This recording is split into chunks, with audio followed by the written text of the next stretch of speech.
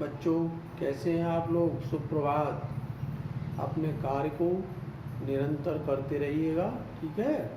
कक्षा 10 में हमने आपको बता दिया था, काफ़ी कोर्स आपका हो भी चुका है, लेकिन कुछ ऐसे चीज़ें हैं जिनको आप जानेंगे। आज हम पढ़ाएंगे आपको रासायनिक अभिक्रियाएं एवं समीकरण। रासायनिक अभिक्रियाएं, केमिकल रिएक्शन एंड यूकेशन, दो चीज़ें हैं, रासायनिक अभिक्रियाएं एवं समीकरण। रासायनिक, सबसे पहले रासायनिक अभिक्रिया यानी रासायनिक रिएक्शन, इसके बारे में हम जानेंगे। रासायनिक रिएक्शन क्या होता है? जब एक या एक से अधिक पदार्थ आपस में क्रिया करके सदैव भिन्न गुण धर्म वाले नए पदार्थ बनाते हैं, वह रासायनिक अभिक्रिया कहलाते हैं। हमने लिखा भी है, रासायनिक अभिक्रिया को इंग्लिश में कहते हैं केमिकल रिएक्शन। जब एक या एक से अधिक पदार्थ आपस में क्रिया करके सदैव भिन्न गुण धर्मों वाले नए पदार्थ बनाते हैं, ये घटना क्या कहलाती है? केमिकल रिएक्शन कहलाती है, रासायनिक अभिक्रिया कहलाती है, ठीक है। रासायनिक अभिक्रिया में दो चीज़ें मुख्य होती हैं। एक होता है अभिकारक और एक होता उत्पाद। अभिकारक और उत्पाद दोनों को मैंने अलग अलग रूप से, रासायनिक अभिक्रिया में भाग लेने वाले सभी पदार्थ, रासायनिक अभिक्रिया में भाग लेने वाले सभी पदार्थ क्या कहलाते हैं? अभिकारक कहलाते हैं। रासायनिक अभिक्रिया में भाग लेने वाले सभी पदार्थ अभिकारक कहलाते हैं। और रासायनिक अभिक्रिया के बाद जो फल प्राप्त होता है उसको कहते हैं उत्पाद। तो हमने यहाँ पे इसको डिफाइन भी किया है। अभिकारक कहते हैं रासायनिक अभिक्रिया में भाग लेने वाले पदार्थ अभिकारक कहलाते हैं, ठीक, उनको क्या कहेंगे?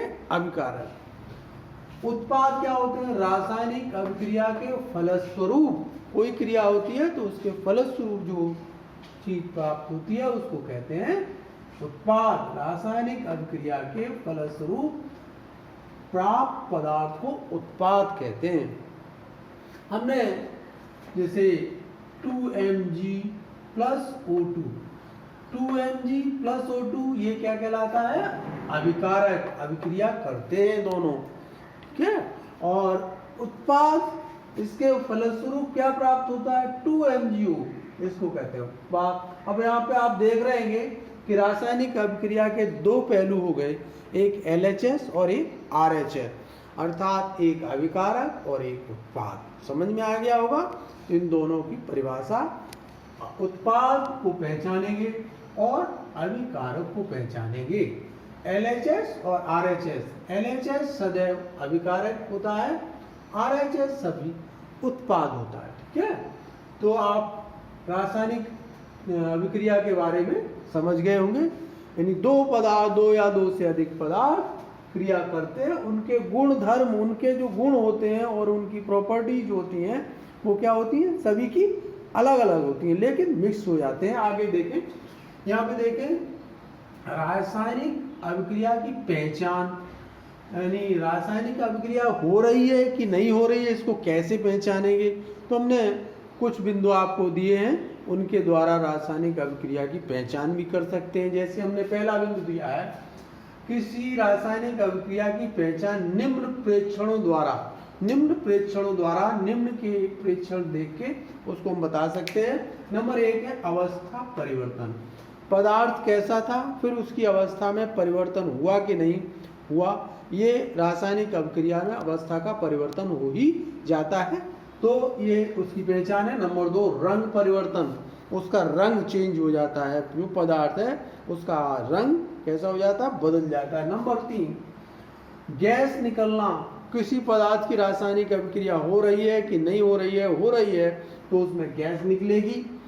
नंबर चौथा, ताप परिवर्तन। यदि रासायनिक अभिक्रिया हो रही है तो ताप में निश्चित तौर से क्या हो जाता है, परिवर्तन, ताप बढ़ जाता है। ताप, रासायनिक अभिक्रिया में ताप अधिकांशतः बढ़ जाता है। इस प्रकार की बहुत सारी पहचान है, उसके द्वारा हम रासायनिक अभिक्रियाओं को पहचान सकेंगे। उसके बाद आता है रासायनिक समीकरण, केमिकल इक्वेशन। केमिकल इक्वेशन, रासायनिक समीकरण, केमिकल इक्वेशन किसी रासायनिक अभिक्रिया में भाग लेने वाले अभिकारकों अभिक्रिया के फलस्वरूप प्राप्त होने वाले उत्पादों एक मानक प्रतीक एवं सूत्रों द्वारा निरूपित करने को रासायनिक समीकरण कहते हैं। मानक, जैसे सोडियम का संकेत Na होता है, पोटेशियम का K होता है, इसके प्रतीक होते हैं, उनके द्वारा जो निरूपित किया जाता है उसको रासायनिक समीकरण कहते हैं। जैसे हमने छोटा सा उदाहरण भी लिया है कि मैग्नीशियम तथा ऑक्सीजन की रासायनिक अभिक्रिया से मैग्नीशियम ऑक्साइड बनता है, तो आपको मालूम होना चाहिए उनके प्रतीक क्या होते हैं। मैग्नीशियम का प्रतीक होता है Mg और ऑक्सीजन का प्रतीक होता है O2। तो दोनों की रासायनिक अभिक्रिया होती है 2Mg + O2 = 2MgO।